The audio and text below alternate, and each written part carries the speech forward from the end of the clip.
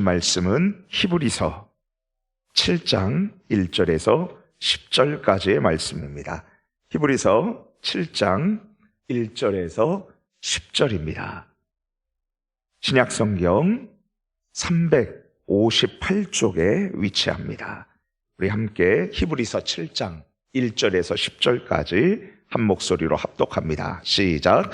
이 멜기세덱은 살렘 왕이요 지극히 높으신 하나님의 제사장이라. 여러 왕을 쳐서 죽이고 돌아오는 아브라함을 만나 복을 빈 자라.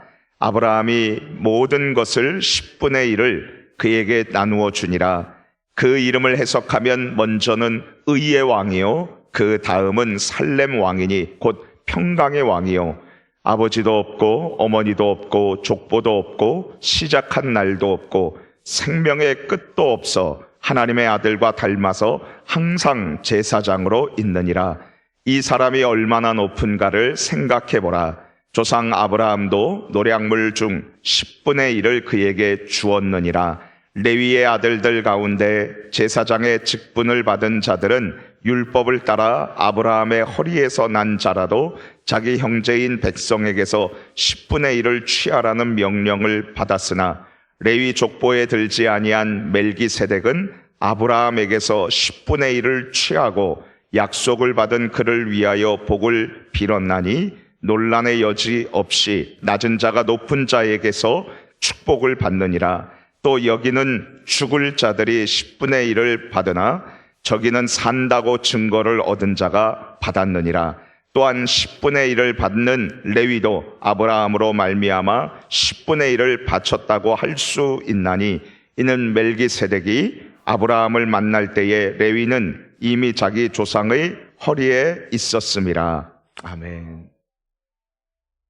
저의 부모님이 계신 서울에 갈 때에는 차로 갈 때에 평택 지역에 꼭 휴게소 한 군데를 들립니다. 그곳은 바로 행담도 휴게소입니다.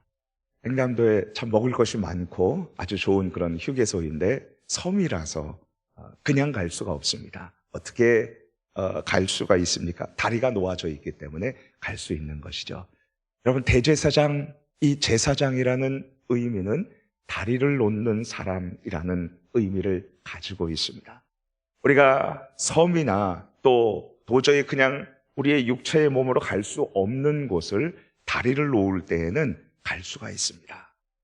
우리는 육체를 가진 그리고 또 죄악을 가지고 있는 연약한 인간이라 하나님 앞으로 나아갈 수가 없습니다. 그런데 하나님께서는 우리를 위해서 다리를 놓는 사람을 세워주셨습니다. 그것이 바로 제사장입니다. 제사장은 성전에서 하나님 앞에 제사를 드림으로 우리 모든 사람들의 죄를 씻게 하고 죄 없으신 영원하신 거룩하신 하나님 앞으로 죄 있는 우리가 나아갈 수 있도록 다리를 놓아주신 분이십니다. 우리 예수님께서는 이런 말씀을 하셨습니다. 내가 곧 길이요 진리요 생명이니 나로 말미암지 않고는 아버지께로 올 자가 없느니라. 우리가 하나님 앞으로 갈 수 있는 그 유일한 길, 단 하나의 길은 무엇입니까? 예수 그리스도를 통해서 갈 수가 있는 것이죠. 예수님은 우리의 영원한 제사장이고 완벽한 제사장입니다. 그러면 한번 생각해 보세요. 다리가 막 흔들린다면 그 다리를 갈 수 있겠어요? 1992년도에 서울의 성수대교가 무너졌습니다. 그곳에서 다리를 지났었던 우리 출근하는 회사원들 그리고 그 앞에 무학여고라고 있었는데 그쪽으로 가는 학생들 거기 사망했습니다. 흔들리는 다리는 여러분 위험합니다. 갈 수가 없습니다. 그러나 흔들리지 않고 튼튼한 다리, 그래서 목적지까지 그렇게 갈 수 있는 다리는 우리는 안심하고 갈 수가 있는 것이죠. 우리에게 있어서 하나님께로 갈 수 있는 유일한 길, 완벽한 길은 오직 우리의 영원한 대제사장 되어주시는 예수 그리스도인 줄 믿습니다. 여러분, 제사장은 이렇게 중요한 역할을 했는데 이 레위 지파 사람들이었어요. 근데 이 레위 지파 사람들은 불완전한 제사장이었습니다. 다시 말하면 불완전한 하나님께로 올라가는 다리였다는 것입니다. 왜 그렇습니까? 그들은 연약함에 둘러싸여 있었고 그들 역시도 죄를 지었고 그리고 그들 자신도 역시 하나님 앞에서 죄 용서함을 받아야 했으며 실제적으로 하나님 앞에서 잘못되고 망령된 일들, 예를 들어서 하나님 앞에 다른 불을 들여서 그들도 하나님 앞에서 심판을 받아서 사망한 그런 제사장들도 있었습니다. 자, 그렇다면 우리 이 완벽한 제사장이신 예수 그리스도에 대해서 우리가 같이 한번 살펴보기를 원합니다. 조금 우리 본문 말씀을 생각해 보면 이렇습니다. 예수님을 믿는 이 히브리 사람들, 이스라엘 사람들이 있었는데 지금도 많은 사람은 아니지만 예수님을 믿는 사람, 이스라엘 사람들이 있습니다. 그 당시에 얼마나 귀중한 사람들입니까? 근데 그들이 현실적으로 예수님을 핍박하고 그리고 재산을 빼앗고 몰수하고 이런 상황 가운데서 배도를 하기를 시작했습니다. 예수님을 떠나고 그리고 믿음을 저버리는 그러한 사람들이 생겨나게 될 때에 하나님께서는 성령의 감동으로 익명의 저자를 통해서 히브리서를 씁니다. 이 예수님은 대제사장이자 완벽한 하나님께로 우리가 갈 수 있는 대제사장이신데 그분은 최종 권위십니다. 하나님께서 천사들에게 말하고 선지자들에게 말했는데 마지막으로 최종적으로 말한 것은 그의 아들이셨다. 예수님이셨다는 것입니다. 그래서 그 예수님은 모세보다도 율법을 전해준 모세보다도 훨씬 더 뛰어나신 분이고 우리가 그분을 말씀을 듣고 따라야 된다는 것이에요. 그리고 나서 5장서부터 6장까지 배교를 할 때에는 어떠한 하나님 앞에서의 저주를 받는지 따끔하게 정신 차려지게 우리 하나님께서 말씀을 전해주고 있습니다. 한번 비침을 받고 그리고 성령의 충만한 은혜를 맛본 자가 타락해서는 다시는 돌이킬 수 없다는 하나님의 경고의 메시지를 주면서 이제 7장에 가서 아브라함보다 우월하신 그리고 어떤 제사장과도 비교할 수 없는 완벽한 제사장, 하나님께로 갈 수 있는 완벽하고 온전한 다리이신 예수님을 지금 이야기해 주고 있는 것입니다. 우리 같이 함께 말씀을 살펴보도록 하겠습니다. 우리 1절 말씀 같이 읽겠습니다. 본문 7장 1절입니다. 시작. 이 멜기세덱은 살렘 왕이요 지극히 높으신 하나님의 제사장이라. 여러 왕을 쳐서 죽이고 돌아오는 아브라함을 만나 복을 빈 자라. 이 말씀이 전해진 1세기 2000년 전으로 올라갑니다. 2000년 전에 아브라함이 이제 자기의 조카 롯이 있었던 그 소돔, 타락한 땅, 그리고 큰 죄인이 살고 있었던 이 소돔 왕, 이 타락하고 죄인인 왕, 그쪽 안에서 전쟁이 일어나가지고 다 끌려갔어요. 포로가 돼가지고 온 가족이 끌려갔었을 때 아브라함이 318명을 이끌고서는 자신의 조카 롯을 구출하고 그곳에 있는 모든 사람들을 다 구출해내고 그리고 전리품을 가지고 돌아옵니다. 자, 이렇게 돌아올 때 소돔 왕은 뻔뻔스럽게 전리품은 네가 가지고 그리고 가족은 우리에게 돌리라 그렇게 얘기했었을 때 이 아브라함은 오직 하나님께서 나에게 승리를 주셨다고 그러면서 다 가져가라고 그러죠. 그러면서 이 멜기세덱이라는 사람을 만납니다. 멜기세덱에게 10분의 1의 이 귀한 자신의 믿음의 이 고백을 드리면서 이렇게 하는 모습을 볼 수 있습니다. 그런데 여기 멜기세덱, 자, 우리 2절 말씀 같이 한번 읽어볼까요? 시작. 아브라함이 모든 것의 10분의 1을 그에게 나누어 주니라. 그 이름을 해석하면 먼저는 의의 왕이요 그 다음은 살렘 왕이니 곧 평강의 왕이요. 아브라함은 이 멜기세덱 왕에게 감사의 표시로 10분의 1을 드렸었던 것입니다. 이 멜기세덱이라는 말은 멜기 그러면 말라키 왕이라는 뜻이고요. 제덱 그러면 의라는 뜻입니다. 멜기세덱 그러면 의의 왕이라는 뜻이고 그리고 그가 살렘 왕이라고 그랬는데 예루살렘 이 예루라는 말은 도시라는 뜻이고요. 살렘이라는 말은 평강이라는 뜻입니다. 다시 말해서 이 멜기세덱이란 이름 그 자체의 뜻은 의의 왕이란 뜻이고, 그가 살렘 왕이라고 그랬으니까 평강의 왕이라는 그러한 의미죠. 그에게 이렇게 10분의 1을 드렸었던 것입니다. 우리 멜기세덱 이 사람에 대해서 조금 더 살펴보도록 하겠습니다. 우리 같이 3절 말씀 읽어볼까요? 3절입니다. 시작. 아버지도 없고 어머니도 없고 족보도 없고 시작한 날도 없고 생명의 끝도 없어 하나님의 아들과 닮아서 항상 제사장으로 있느니라. 아멘. 아버지가 없대요. 어머니가 없대요. 족보도 없대요. 여러분, 태어난 우리 중에 아버지가 없는 분 여기 계십니까? 어머니가 없는 분 계십니까? 족보가 없는 분 계십니까? 우리 인간을 초월하신 분이세요. 그분은 인간이 아니에요. 그분은 하나님의 아들과 닮아서 영원한 제사장으로 그렇게 있다고 말하고 있습니다. 신적 존재인 것입니다. 어떻게 아버지가 없고 어머니가 없고 족보도 없을 수 있어요? 그것은 하나님만 가능한 것입니다. 신적 존재라는 것이죠. 그분은 항상 제사장으로 있다고 말하고 있습니다. 2000년 전에도 제사장이었습니다. 자, 그리고 1000년이 지난 후에, 아브라함이 11조를 드린 1000년이 지난 후에 한 시인이 시편 110편 4절에서 이렇게 말하고 있습니다. 자, 말씀을 들어보세요. 시편 110편 4절 말씀, 2000년 전에 아브라함 후에 1000년이 지난 후에 이렇게 이야기를 합니다. 여호와는 맹세하고 변하지 아니하시리라. 이르시기를 너는 멜기세덱의 서열을 따라 반차를 따라 계통을 따라 영원한 제사장이라 하였도다. 예, 그렇습니다.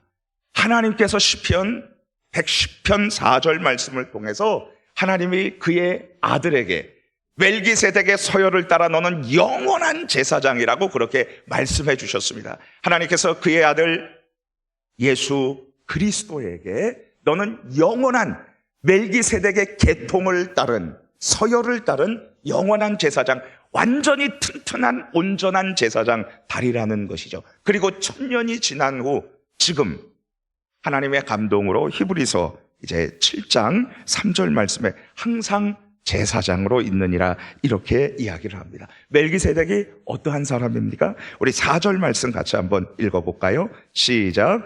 이 사람이 얼마나 높은가를 생각해보라. 조상 아브라함도 노량물을 10분의 1을 그에게 주었느니라. 아브라함이 전리품의 10분의 1을 드렸는데 그 10분의 1을 드리고 나서 멜기세덱에 의해서 축복을 받는 모습을 볼 수 있습니다. 자, 여러분, 우리 7절 말씀 같이 한번 읽어볼까요? 시작. 논란의 여지 없이 낮은 자가 높은 자에게서 축복을 받느니라. 그렇습니다. 낮은 자가 높은 자에게서 복을 받는데 11조 이것을 드리고 아브라함이 드리고 멜기세덱에게서 축복을 받는 것이죠. 자, 우리 8절 한 번 더 읽어봅시다. 시작. 여기는 죽을 자들이 10분의 1을 받으나 저기는 산다고 증거를 얻은 자가 받았느니라. 레위 사람들, 영원히 죽을 수밖에 없는 연약함에 쌓인 제사장들도 10분의 1을 받았는데, 그러나 죽지 않는 영원히 살아있고 영원한 제사장인 바로 멜기세덱은 거기에서 영원히 살아서 그렇게 하나님께 영광을 돌리면서 여러분 사람들에게 이러한 제사장의 역할을 감당했었던 것입니다. 자, 여러분, 우리 9절 10절 말씀 한 번 더 읽읍시다. 시작. 또한 10분의 1을 받는 레위도 아브라함으로 말미암아 10분의 1을 바쳤다고 할 수 있나니 이는 멜기세덱이 아브라함을 만날 때에 레위는 이미 자기 조상의 허리에 있었습니다. 이 아브라함이 멜기세덱의 10분의 1을 받고 드리고 그리고 축복을 받았는데, 아브라함이 그런 것은 이후에 인간 제사장인 레위 사람들도 바로 허리에 있었기 때문에, 아브라함의 이 속에 있었기 때문에 레위 사람들 역시도 이 멜기세덱에게 10분의 1을 드렸다는 그러한 의미입니다. 결국은 이것입니다. 영원한 제사장, 그리고 우리를 위한 완벽한 대제사장, 우리를 하나님 앞으로 놓을 수 있고 우리의 모든 연약함과 죄악을 다 씻어서 하나님의 보좌 앞으로 이끌어 줄 수 있는 유일한 그러한 대제사장이 누구입니까? 바로 그분은 우리 인간 제사장이 아니라 완벽한 제사장, 완벽한 다리이신 바로 멜기세덱의 계통을 따른 예수 그리스도인 줄 믿습니다. 예수님만이 완벽한 대제사장으로 우리의 모든 죄를 용서해 주실 수 있는 분이십니다. 그렇다면 그 전에 인간 대제사장, 짐승을 가지고 구약시대 때 하나님 앞으로 제사를 드렸을 때에 여러분, 그 사람들이 죄를 용서함을 받았잖아요. 그 사람들은 어떻게 받은 거예요? 여러분, 이렇게 생각하시면 되겠습니다. 우리가 여기 서산의 이마트에 가면 여러 가지 물건들을 많이 살 수 있습니다. 막 담아가지고, 그리고 나서 그럼 카드 내밀면 카드에서 이거 딱 찍고서는 그 물건을 줘요. 가져갈 수 있습니다. 우리 겁니다. 그러나 여러분, 카드에 효력이 있는 것이 아니라 나중에 어떻게 돼요? 통장 잔고에서 그 돈이 실제적으로 나가야 되는 거죠. 구약의 모든 연약한 죄를 지은 제사장들이, 대제사장들이 하나님 앞에 제사를 드리고 수많은 백성들이 용서함을 받을 수 있었던 것은 크레딧 카드 같은 것이었습니다.